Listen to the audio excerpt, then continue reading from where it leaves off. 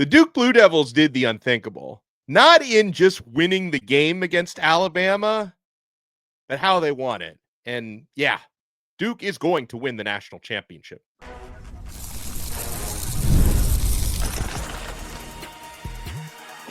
You are Locked On ACC, your daily podcast on the Atlantic Coast Conference. Part of the Locked On Podcast Network, your team every day.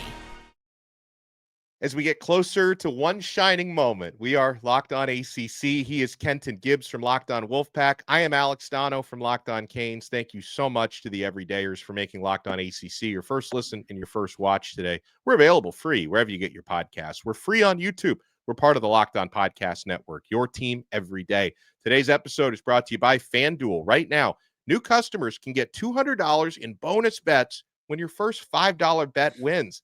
On this loaded episode, we're going to talk about these new initiatives that the ACC, basically to satisfy Florida State and Clemson for a few more years until they leave anyway. We'll talk about these brand initiatives and success initiatives.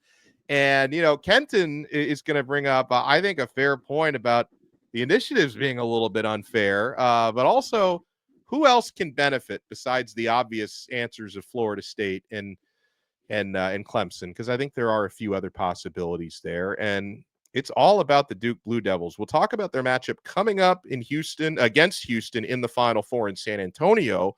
But what they just did to Bama, and Kenton, when I say they did the unthinkable, obviously it's not a huge shock that Duke won the game. They were favored. I did think Alabama could potentially give them some trouble, but to hold the top offensive juggernaut in the country, who, by the way, Bama had just scored 113 points in their previous game. Duke held them to almost half of that. Like, did you see a scenario heading into that game where Duke would hold the Crimson Tide to 65 points en route to an 85-65 victory? Well, I want to make one thing clear about how dominant this defensive performance was, okay? Alabama, in terms of who they are, who they've been all season, all that good stuff, they have put up 65 or lower exactly one other time. Exactly once. The entire rest of the season. 65 or lower. One time and one time only. That's it. Every other game, they have exceeded that. The thing that I think is so interesting about this, Duke finally did what you and I wanted them to do in the round of 32, in the round of you know, and all that good stuff, for Sweet 16 and all that. Make them play your game. Don't run and gun with them. And that's what they did. They said, you know what? If Bama can beat us in the half court, they can beat us in the half court. But I bet they can. This is a good bet for me that we have it under good authority. They will not be able to keep up. If we say, hey, slow this thing down, get in our sets, make them score against a set defense. It was the perimeter pressure that Duke applied with the size that they have was phenomenal. I mean, in my mind, and this is why Ken ain't a basketball guy, so I'll admit that before people rain down hellfire on my head and say that's an idiotic thing. Nobody's ever done it, even though this has been done. I'm thinking the game plan here, close out super hard. If they get by you, let them finish against Malawatch at the rim. If they can finish, fine. Right. Nope. No such thing was to be had.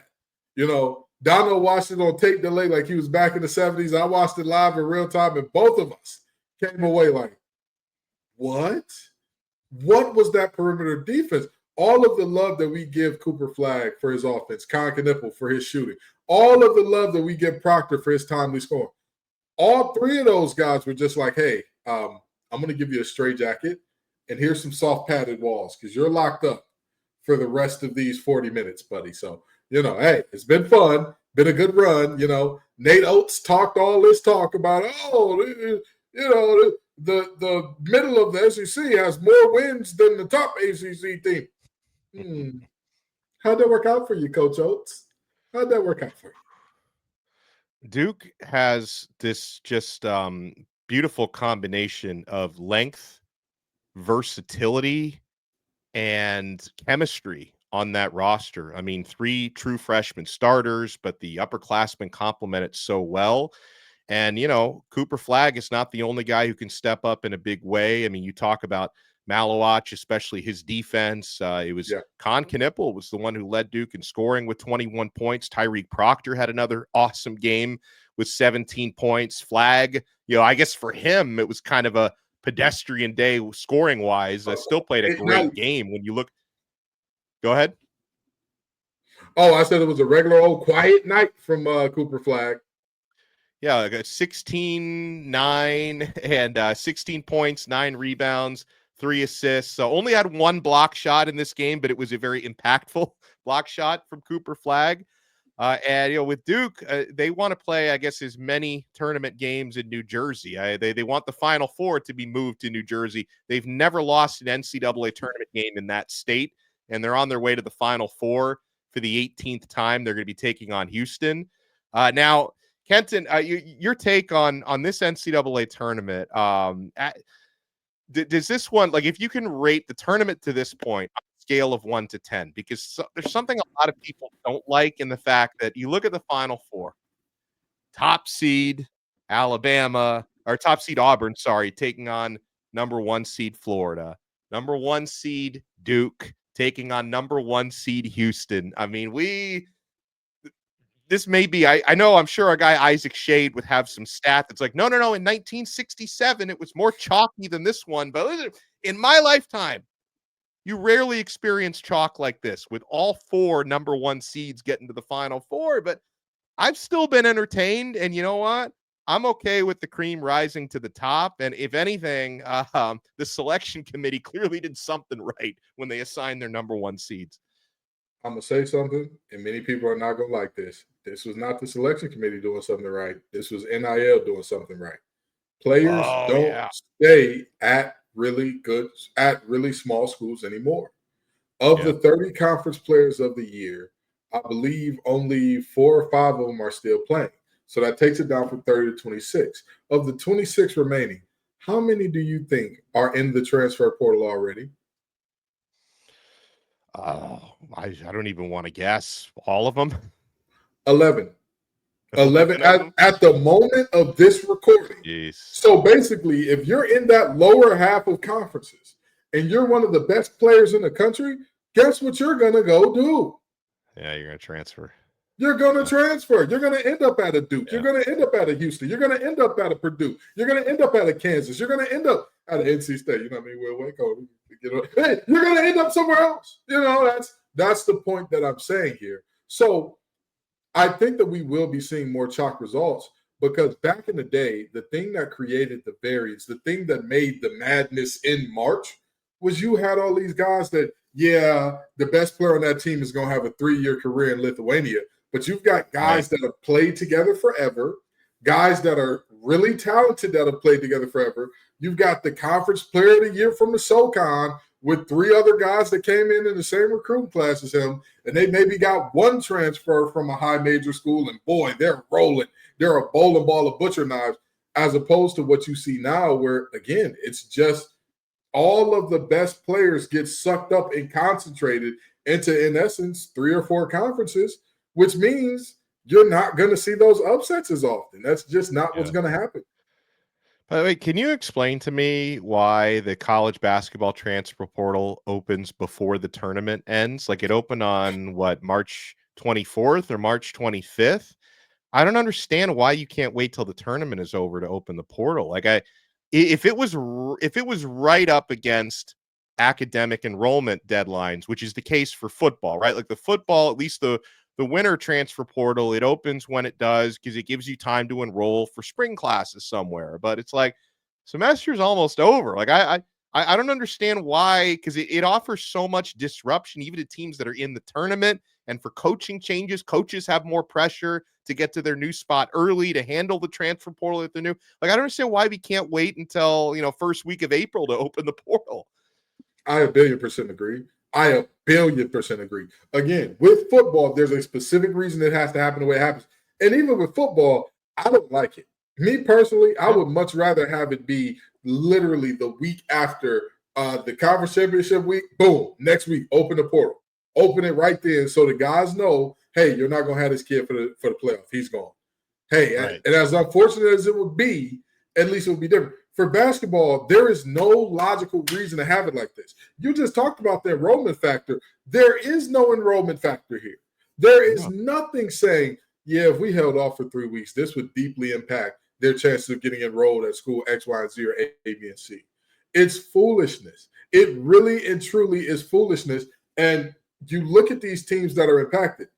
Of course, there's going to be folks up in arms about this because, again, we're watching conference players of the year say, I'm good. I'm going to go make me a bag elsewhere.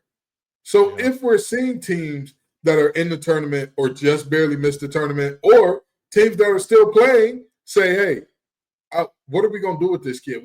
We want him to play. We want him to be part of our future, but he might not want to be here. Oh, let me go ahead and leave right in the middle of this run. It's just shameful. It sure is. But I'll tell you what's not shameful. Duke's run into the Final Four.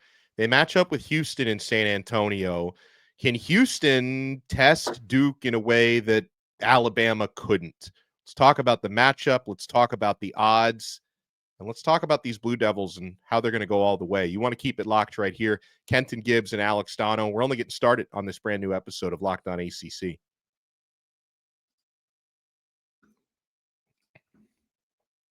Folks, all of this action going on. We're heading into the Final Four.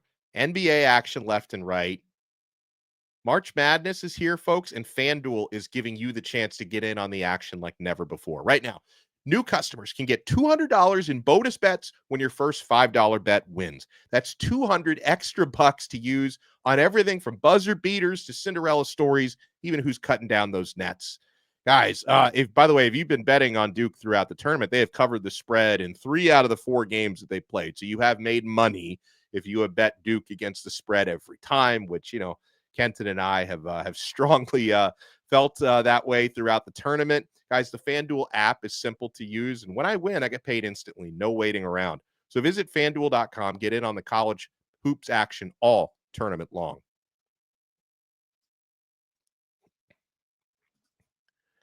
Thank you so much for making Locked On ACC your first listen and your first watch today. For your next listen, make sure you check out Kenton Gibbs and Grayson Boone on Locked On Wolfpack. It's been the Will Wade show for them in recent weeks. You could check me out on Locked On Canes.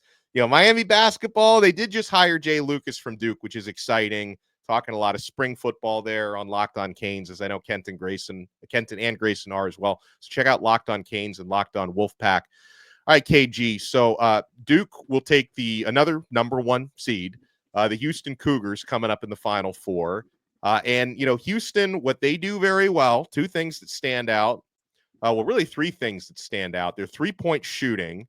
They're among the very best, 39.8%, right up there with the top of the nation. They play very good defense, and they also shoot well at the free throw line. So if you talk about a team that can maybe test Duke defensively, Houston seems to stack up, at least on paper there. Another thing that Houston has, they've got a lot of depth.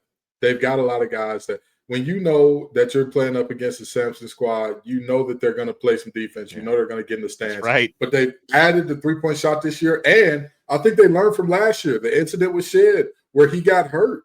They learned and said, you know what? Our offense is not going to be great if it's relying on Fryer to be healthy 24/7.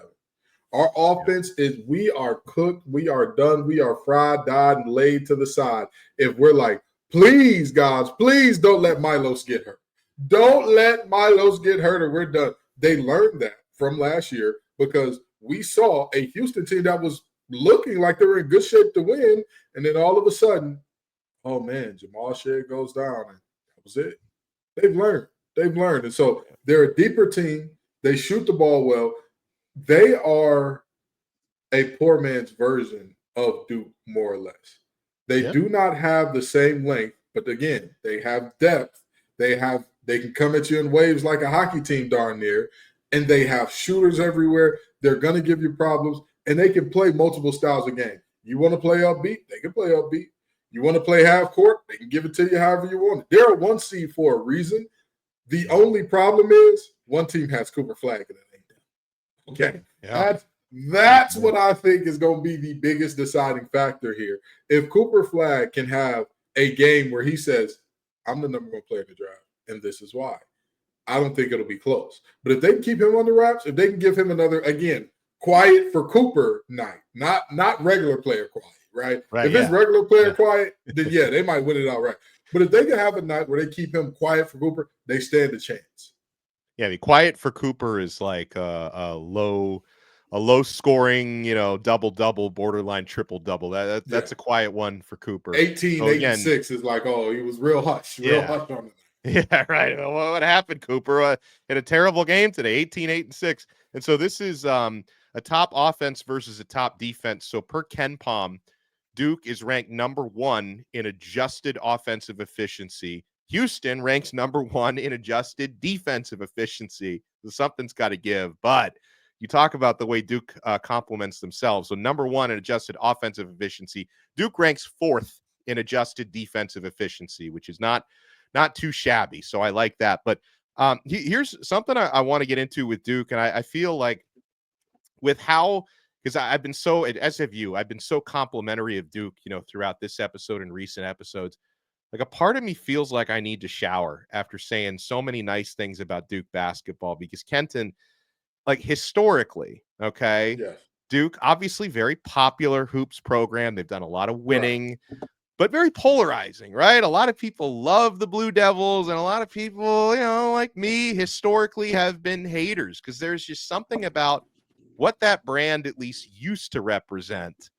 Blue blood, yacht club, pompous, Christian Laettners, Coach. Obviously, I have so much respect for Coach K, but there's just something about Coach K, and the way that Duke has always been perceived to have been, a lot of bias towards them in the media, Duke basketball, the way people call their games, the way referees have called their games sometimes. It's like, but then I have to kind of step back, and I'm not just saying this because we're locked on ACC and they're the only ACC team left since the first round, but genuinely, I feel like this year's Duke Blue Devil squad is likable in a way that I can't really remember them ever being. I mean, there's some charm about John Shire. There's a lot of charm with Cooper Flagg, and there's not an unlikable, pompous seeming guy in the whole bunch. So I don't feel like these are the same brand of Blue Devils that I used to root against. Now I find myself rooting for them.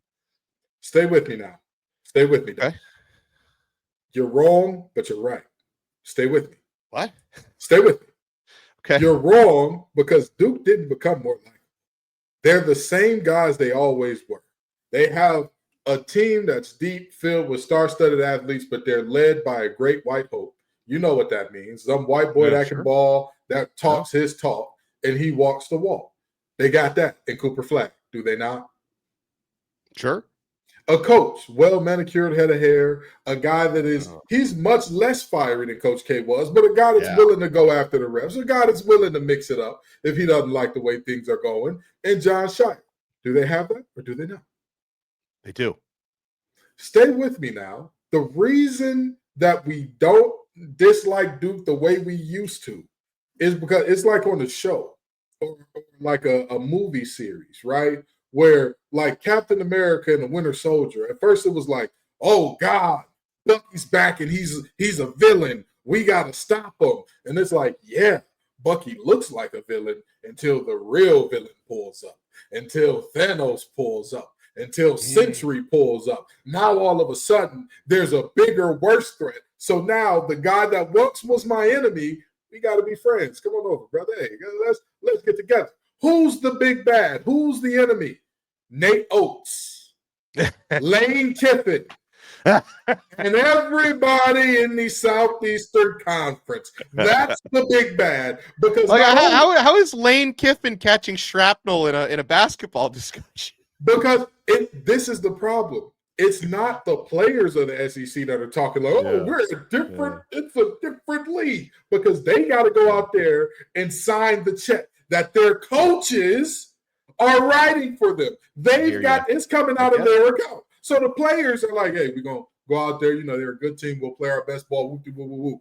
But the coaches of the SEC, that Paul Feinbaum, ball on the top, leave the sides guy, that guy, Oh, those people are what make Duke likable now, because now there's something, there's a force, there's an entity that is so broadly disliked across so many different sports that it's like, oh God, we all hate you. Whatever stops you, we will root for it, even if we don't like it. I think you summed it up very well. What we needed was a bigger villain.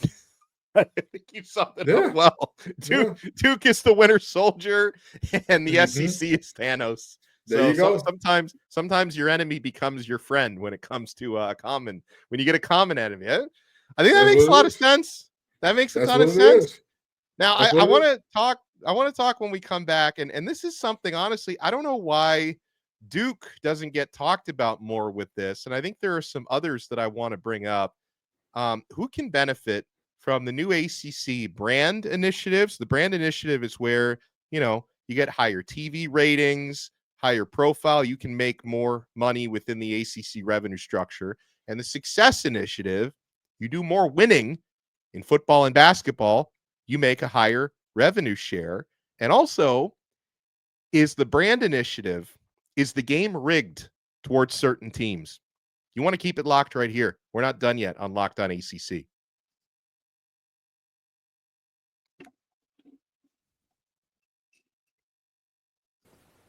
The NCAA tournament is here, and so is the Bracket Breakdown. Locked On Podcast Network and Amazon Fire TV channels are teaming up to deliver NCAA tournament coverage like never before.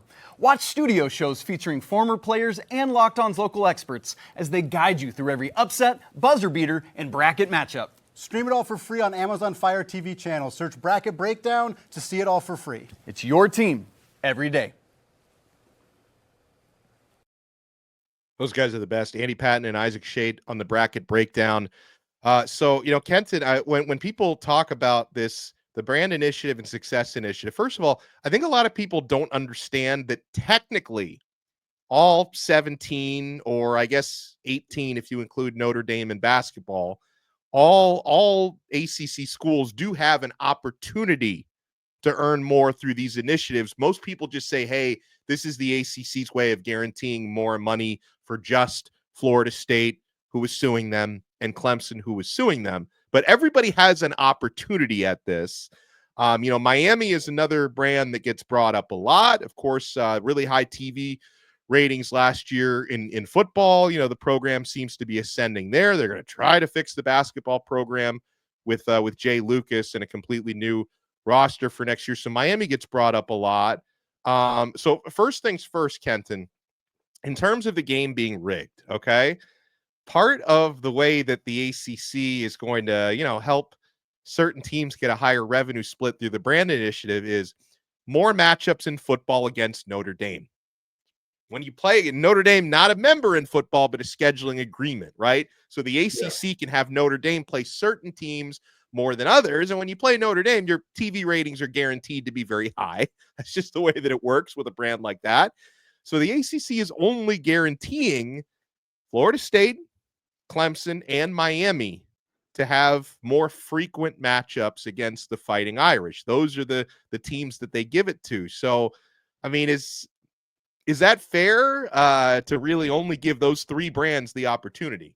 Absolutely not. That is definitely the ACC putting its thumb on the scale to say, like, oh, look, they're doing so much better than everybody else. I don't know what the problem is. Like you said, Donno, in theory, all 17 or 18 members, depending on which sports you're talking about, have the right, have equal opportunity in theory. In reality, we know, hey, that's a legacy brand. That brand does that. I would have been okay with the ACC saying, all right, you know what? We got to figure out some way to make sure that Notre Dame isn't playing the worst of us or the new guys on the block. If anybody deserves the extra ratings boost, it should be the teams that have been here, the teams that are the OGs of the ACC, and saying, hey, they got to play at least two of the original teams in terms of who Notre Dame is playing every year. But for some reason, it didn't work out that way. For whatever reason, it just did not work out that way. And now we sit here asking ourselves, well, wait, did Florida State, Clemson, and Miami just get another one up on the rest of the conference? Which, yes, objectively they did. This This is like in the music world getting a cosign from a major artist, right? Like if you're an up-and-coming artist, but all of a sudden Kendrick Lamar wants to hop on your track. Well, you're going to blow up because it doesn't matter whether or not you're putting out a good product or not. People want to see that thing. It's the same thing with Notre Dame. If you are a Wake Forest, if you are a Boston College, if you are one of the schools that you know where we've historically been at the bottom in terms of viewership and whatnot, this has got to feel like a slap in the face because, again, you're already behind based on the practice and reality. The ACC didn't have to put its thumb on the scale to make it worse against you. They didn't have to. Florida State was going to win regardless. Clemson was going to win regardless. Miami was going to win the ratings game regardless. So, you know, it that has to be taken into consideration as like just another little dig at those smaller schools. Yeah, so that obviously this puts everybody outside of Florida State, Clemson, and Miami at a disadvantage, not getting as many matchups in football against Notre Dame. But I wonder, you know, who else, Kenton, can take advantage of these initiatives? Because it's funny because a school that doesn't get talked about a whole lot, like in possible conference realignment and how big of a commodity they are, is Duke, right? And Duke, they're in the Final Four. They're favored to win their next two games and win a basketball national championship. And basketball is part of those formulas. Football is probably a bigger part, but basketball is part of that. But if Duke wins a national championship in hoops, and Duke seems to be about to continue, I think, a rise in football, right? It looks like they're doing some really good things there. I like their new quarterback, Darian Mensah. They had a pretty good year last year. We'll see if they can continue to build on that. Do you think Duke is someone who's getting slept on with this stuff? Duke absolutely could be getting slept on. The only problem is they're a private institution. So we don't really have access to the numbers. All these other state institutions, you have to share the numbers. You have to say, hey, this is what our viewership is. This is how much we're bringing in, all that type of stuff. Private institutions is a little bit different. I am interested to see, is Duke big enough to pull off potential independenthood? I am very interested to see that because when you talk about alignment, I haven't heard much of like, hey, the Big Ten is going to want Duke. The SEC is going to want Duke. Yeah, you don't hear that ever. Yeah. I haven't heard that at all. So the only path outside of joining a conference for this or that is being independent. And if that's the path that you're going to take, fine. But you better be able – that's a tough road to walk. There's a reason that Notre Dame is the only major brand walking that road. Yeah. I think about a couple of other brands who, if they can, you know, continue to raise their trajectories in the revenue sports, football and basketball. First one that I always feel like they get slept on, despite the fact that they're in such a huge market, is Georgia Tech. And their football team's been pretty good the last couple of years. And they're in Atlanta, right? I mean, Atlanta, one of the biggest markets, I think a top 10 media market in America. Obviously, you know, they share a lot of viewers with the Georgia Bulldogs, who don't play in Atlanta proper, but there's a lot of UGA fans in the Atlanta market. So it's not like they have that market cornered, but still, like, big possibilities in Atlanta. And then another one, this might just be me clinging to nostalgia, okay? But I remember in my prime college football viewing days, when I was so pure as just a fan, hadn't started in media yet. I'm thinking about late 90s, early 2000s. Virginia Tech used to be a big time football brand. Frank Beamer, Michael Vick, you know, one of my favorite non-Miami players ever. I mean, he was just absolutely electric to watch on TV. And so there was like a probably close to a decade span, maybe even longer, when like Frank Beamer had that Virginia Tech program really, really relevant. They've obviously fallen off, you know, even before Beamer retired. Like they've not been the same kind of player in recent years, but, you know, I know Brent Pry has been chipping away there. I kind of wonder if Virginia Tech, with that history of theirs, if they could reemerge and get some of this extra revenue. I mean, it's possible. If you look in that DMV area, right, that DC, Maryland, Virginia area, who is playing good football? Who? Yeah. Who in that market collegiately is playing good football? When you think about DC, are there any college football teams in DC? Not in DC proper, and watching the Terrapins is like watching paint dry. I was just about to say, Maryland, with all due respect to Coach Locke, they need to lock that man out the program. And it's not his fault. It's not his fault. There are a lot of things going on at that school that's like, hey, he can't make up that deficit by himself. Sure. But it's very clear they're not going to be better than that. And then in Virginia, who do you got? You got Virginia and Virginia Tech. With all due respect, has UVA ever been something where you were like, oh my. And trust me, as a Lions fan, I remember when Kevin Jones in Virginia beat Virginia Tech for like one of the first times in forever and a day. Thomas Jones, I believe, played there as well. Another guy that was pretty good at Virginia. That's it. That's it. So Virginia Tech is the one that you talk about big markets. They're the one that's supposed to be the king of that market. It just hasn't materialized. Yeah. For whatever reason. I mean, anybody else you think could be in that mix? And it's like, again, like, I mean, obviously Boston is a huge TV market, but I mean, Boston College has had some rough days. I know you're not the biggest Bill O'Brien fan, so I don't know how you feel about their football trajectory. They haven't exactly taken advantage. I want to go north a little bit from there. I want to talk about a team that plays in the professional stadium. Pitt. What's going on? Yeah. Why is the support not there? And I get it. Hold on. I gotta check. I gotta check your geography. Maybe because you gave me a geography lesson lately. Is Pitt farther north than Boston? I don't think it is. It's not. I thought it was. So. I thought because Boston's farther north.